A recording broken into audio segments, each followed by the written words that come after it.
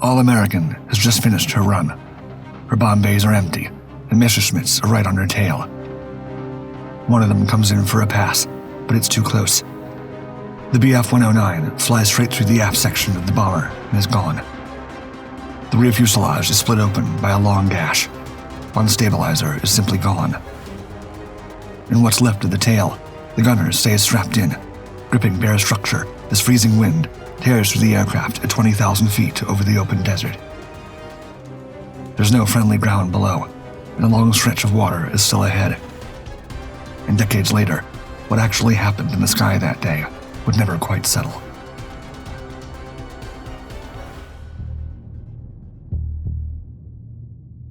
In 1942 and 43, the B-17 Flying Fortress carried much of America's daylight bombing war. The strategy relied on precision in clear skies. Large formations hit rail yards, ports, factories, and airfields, then turned back along the same route while German defenses tried to break them apart on the way out. Those missions required an aircraft that could take flak hits and still fly predictably. Flying straight and level for the drop meant entire minutes without maneuvering. A strong internal framework helped the fuselage and wings hold shape after hits, and redundant systems and a single strike didn't always end the flight. Furthermore, their defensive 50 caliber guns around the airframe overlapped in a box formation. Before long-range escorts became common, gunners created a shared shield for the bomber groups. Damage was expected, and crews trained to manage fires, leaks, and failed systems while staying in position. The flight out could be just as dangerous as the run in, and German fighters focused on isolated bombers. But the B-17's 4 Wright Cyclone engines provided enough power that even losing one meant keeping the aircraft in formation. Kendrick Kenny Bragg, a former Duke football player, like most new heavy bomber pilots in a fast-growing force, flew whichever fortress was on the schedule. But he wanted more.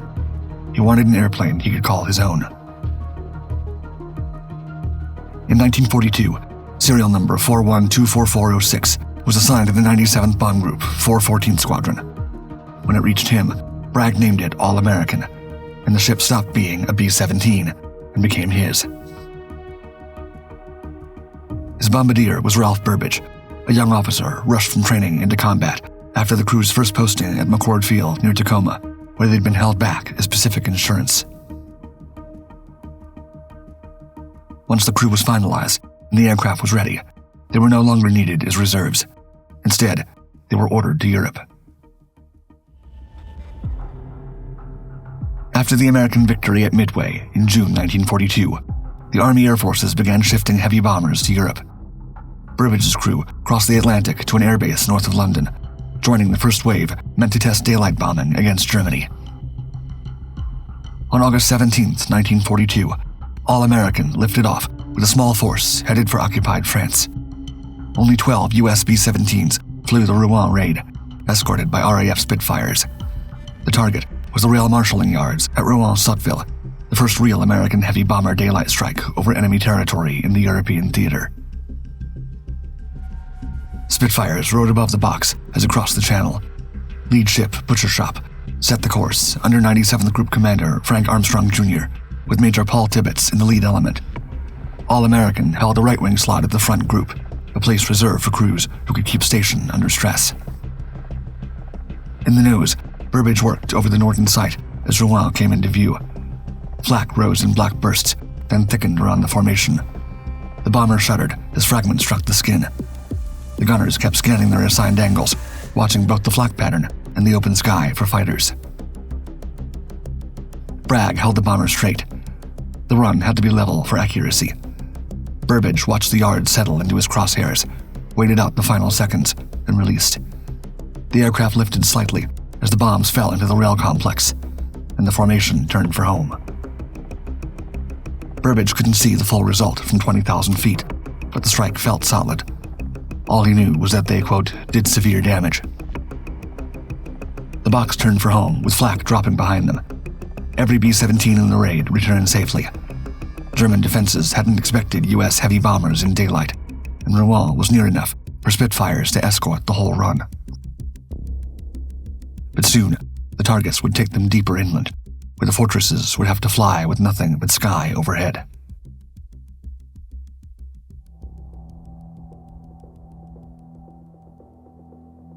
Not long after Rouen, the war pulled the 97th Bomb Group out of England and sent it south.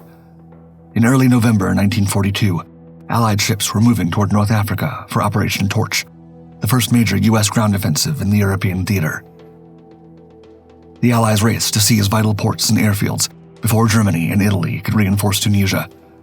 Landing struck Casablanca, Oran, and Algiers almost at once. Vichy French resistance differed at each beachhead, but within days, the coast was in Allied hands, and local commanders had switched sides. That foothold opened the Mediterranean and let the Allies squeeze Axis forces in Tunisia from the west, while the British advanced from Egypt. Air power had to follow fast. The front needed cover, supply routes into Tunisia had to be hit, and the only American heavy bomber group with combat experience was already the 97th. The torch landings began on November 8th, and soon after, the group started ferrying its fortresses to Africa under 12th Air Force control. This meant that the B-17s had to reach Gibraltar and then Algeria in 2 long overwater legs, so they were stripped down completely for range. Defensive guns and ammunition were removed, and crews were restricted to just 1 change of clothes. Everything else had to be shipped separately. They left southern England in a stretched-out line at low altitude, skimming the Bay of Biscay to stay under German radar. There was no protective formation, and nothing to fight with if they were seen. Inside All-American, the interphone stayed mostly quiet as the crew listened to the engines. Fuel margins were thin, so everyone inside kept their eyes on the gauges. A single failure on any system could mean ditching the entire aircraft with no rescue standing by. Hours later, Spain came into view, and Gibraltar appeared ahead. The relief they felt was brief. Spanish defenders spotted the low-flying fortresses and opened fire as they approached. Bragg held All-American straight. With a fuel-heavy bomber on final and no room to maneuver, he kept landing speed and drove through the tracers. The gunners, sitting at empty stations, could only watch the flashes below. The wheels hit, and the aircraft rolled out before the ground fire could do more than chase her in. After refueling, the squadron launched again across the Mediterranean to Blida, Algeria. Bragg stayed low over the water the whole way, trying to stay beneath the enemy's warning net with no weapons and no backup plan. They were flying so close to the waves that Burbage felt he could almost reach out and go fishing. When All-American finally reached North Africa, the crew was certain that they could get through the worst and still bring the ship home. Unfortunately, All-American began taking a different kind of punishment in North Africa. Weeks of sandstorms swept over the Algerian strips and into the revetments. Fine grit crept into the engine cowlings while the bomber sat on the ground, slipped past filters, and then got pulled through the intakes when the cyclones came up to power. The damage was cutting reliability from mission to mission. The forward fields in Algeria could patch and tune, but they weren't equipped to swap whole engines quickly. Casablanca, however, was. It was the nearest secure rear area base with spare power plants. With no extra aircraft to spare and no margin for an engine quitting over Italy or Tunisia, Bragg took All-American west to Casablanca before putting her back into rotation. During the stop, the base shifted overnight. Access tightened, guards multiplied, and official vehicles began moving under escort. Roosevelt and Churchill had arrived for the Casablanca Conference, the first in-person Allied summit of the war. Stalin had been invited, but remained in the Soviet Union because the fighting around Stalingrad demanded his attention. There was one upside to the whole affair, according to bomber crews on the line. Conference traffic meant better supplies. For the first time in a while, the mess served hot meals instead of K-rations of Spam, gum, and cigarettes.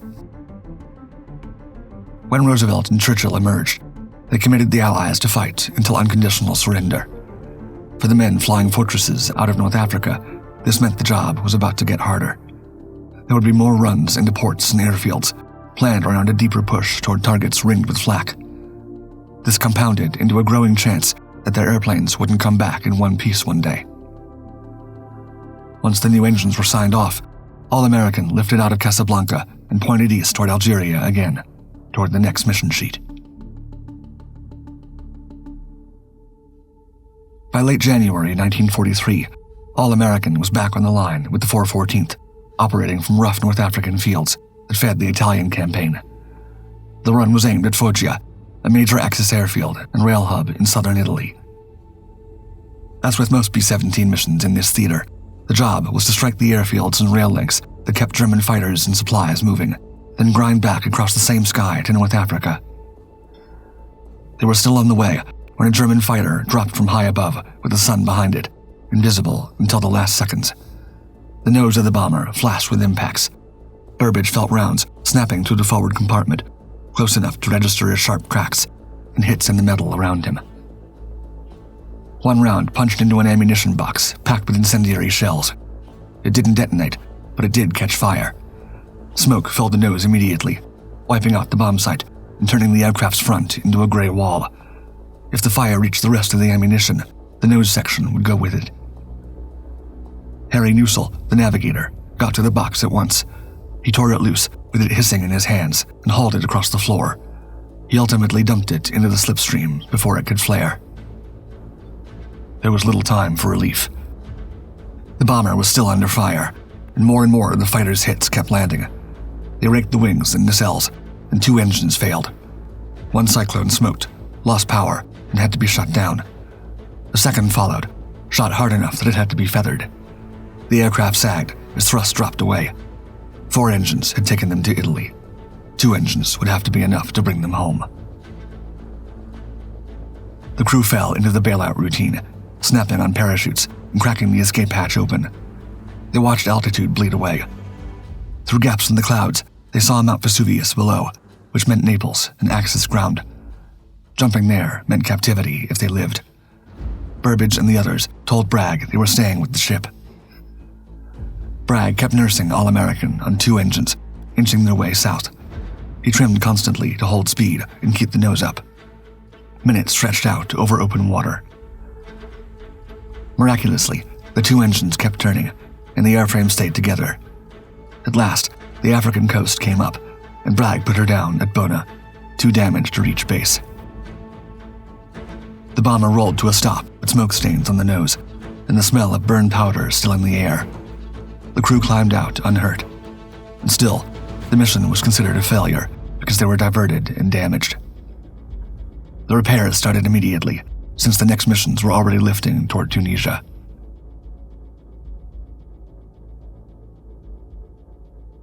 Axis ports at Tunis and Bizerte, along with the rail lines running inland, were still pushing men and supplies into the fight. Bomber groups were sent to hit the docks, warehouses, and shipping over and over, trying to choke the flow before the front could stabilize. By early February, the 414th was flying that route again and again. February 1st started like the rest of that winter schedule. All American rolled out before dawn, loaded for another strike on the Tunisian coast. Engines came up in the dark, then the bombers climbed into the cold and joined the circling stream of fortresses. As the box formed, she slid into her place and held it while the formation turned northeast and tightened on the approach to the coast. Over the target, everything narrowed to staying steady. Flak rose in spaced black bursts around the lead ships, then thickened as batteries found the range and walked fire through the box. Shrapnel rattled along the fuselage. A couple of aircraft drifted out of position and fought their way back in. All American stayed locked in her slot, engines running even, gunners fixed on their sectors, while the bombardier rode the site through smoke and vibration.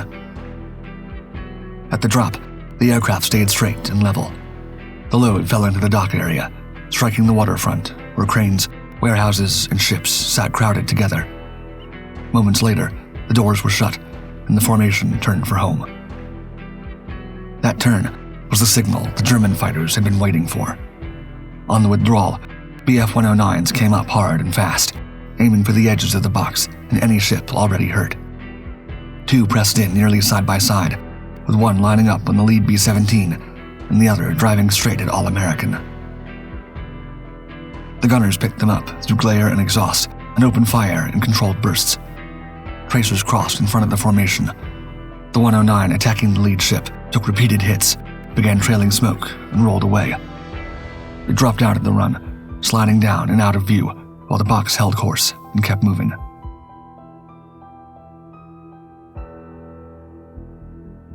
The second Messerschmitt was still coming in when Burbage saw its guns flaring so hard the wings looked lit.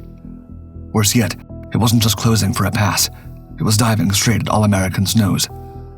Burbage lay in the bombardier's position, and when the fight closed in, he took the nose gun as well. He tracked the fighter's line. On the right side of the nose, Harry Nusel covered the other approach, while the lead ship's gunners joined in. At roughly 300 yards, the German pilot started the usual breakaway roll to slip under the formation. Then the roll faltered. A burst had hit something vital, maybe the pilot or a control surface. The fighter never finished the maneuver. Burbage watched it swell past the safe point. For an instant, it was inches above the cockpit, close enough to hear the rush of air over the roar of 4 cyclones. Then it hit. A hard jolt ran through the bomber, followed by a deep, hollow whoomp.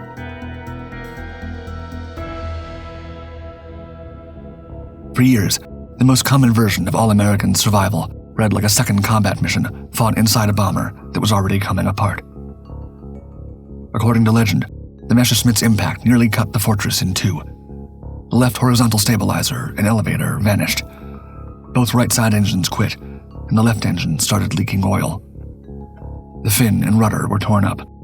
The rear fuselage was split almost through, hanging on by a few strips of frame. A jagged hole opened along the top skin, stretching more than a dozen feet, and the tear ran forward toward the top turret. Behind the waist positions, the tail section swung and flexed in the slipstream, twisting with every slight turn, most control cables gone. The tail gunner was trapped. No way to go with the floor missing. Wind roared through the open rear, but the waist gunners crawled back anyway. They grabbed scraps of the shattered fighter and ripped up parachute harnesses, lashing wreckage and webbing into braces to keep the tail from tearing free. While they were tying the airplane together by hand, the bomb bay doors opened. Turbulence slammed through the fuselage, and one waist gunner was blown backward into the broken tail. 4 men fought the wind and hauled him forward inch by inch. They tried to pull the tail gunner out too, but the tail started flapping harder, so he crawled back into his seat to stabilize it with his weight. After that, the aircraft turned into a lonely crawl north. The bomber lost speed and altitude, drifting out of formation. 2 more fighters appeared. Gunners fired from wherever they could reach, even standing with heads and shoulders through the roof hole to get a good angle. The tail gunner shot in short bursts because recoil could steer the damaged aircraft. Finally, over the English Channel, Allied fighters met the crippled fortress and took the famous photo. A B-17 still level in the sky, rear fuselage peeled open like a lid, the tail bent and half detached, light pouring through exposed ribs. Then All-American landed in England with an unscathed crew. This version was passed around for decades. It was even made popular by email chains in the early 2000s, but as gripping as that version was, it didn't hold together under scrutiny. Decades later, Ralph Burbage was still being asked about that version, often by people who believed it, and he finally had to set the record straight himself.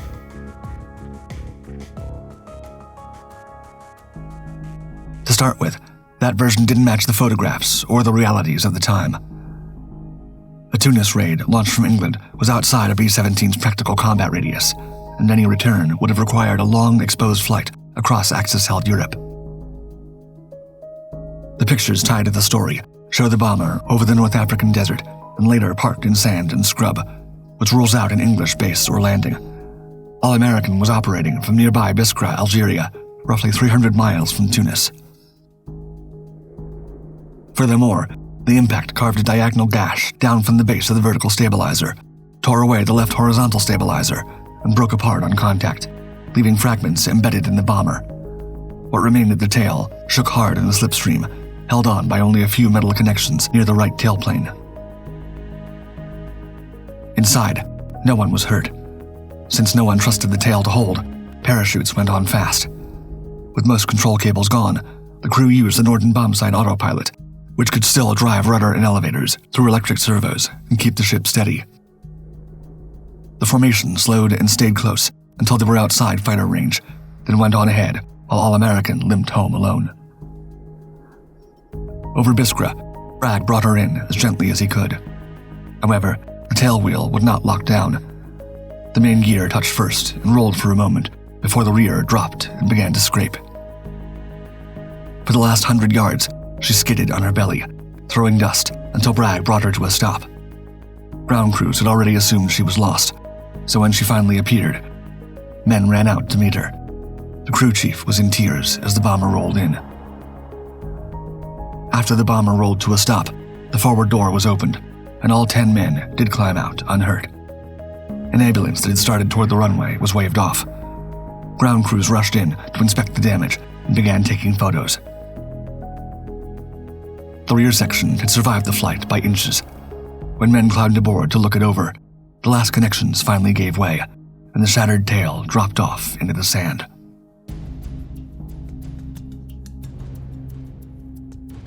Coming in on a wing and a prayer was already a popular wartime line at this point in time, because crews kept seeing bombers stagger home on little more than nerves and rivets, just like All-American had. One of the strangest of these incidents came late in 1944 over Germany. On the New Year's Eve raid against Hamburg, the 100th Bomb Group was fighting through heavy flak when 2 B-17s drifted together in the haze and struck hard enough to lock. The upper aircraft rode out the lower one. Its ball turret crushed into the bomber beneath it, and parts of the lower aircraft's top turret jammed up into the upper fuselage, fouling the controls.